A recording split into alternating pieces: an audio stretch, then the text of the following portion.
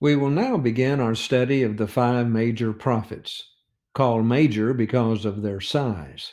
So today's study is Isaiah, the first of this group. It is important to know when and to whom a prophet was writing to.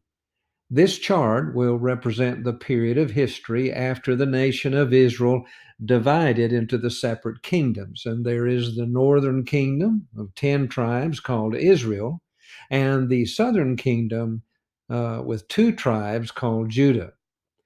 There are 3 periods represented in the chart: pre exile, exile, and post exile.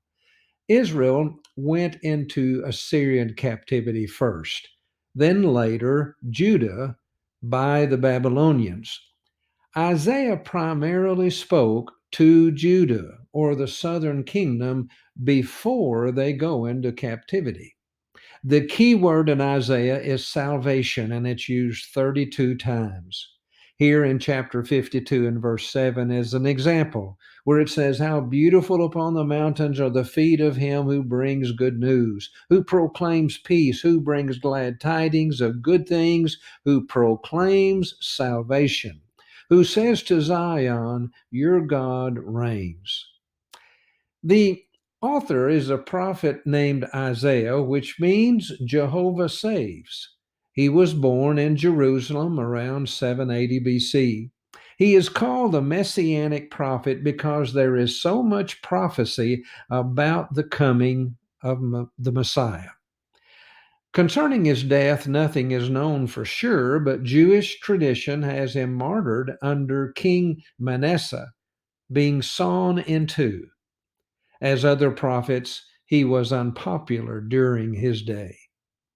Isaiah centered on warning God's people against forming alliances with pagan foreign powers for security and protection. Rather, they should trust solely on God. Isaiah points out that if Israel is not faithful to God, God would not continue to protect them and there would be consequences. Isaiah also makes many references to the ultimate solution to the sin problem, and of course, that being Christ. There is more said in Isaiah about the person and work of Christ than any other prophet. Also, Isaiah is quoted more in the New Testament, about 308 times, more than any other Old Testament book. Here's a brief outline of Isaiah. Chapters 1 through 39 is condemnation pronounced on God's people as well as other nations for their wickedness. Then chapters 40 to 66 offer comfort in the coming future and ultimately in Christ. Well, let's now look at some of the lessons we find in Isaiah, and this is just the beginning of them. In chapter 1, verses 11 through 17, we learn that correct worship without corresponding holy living is an insult to God.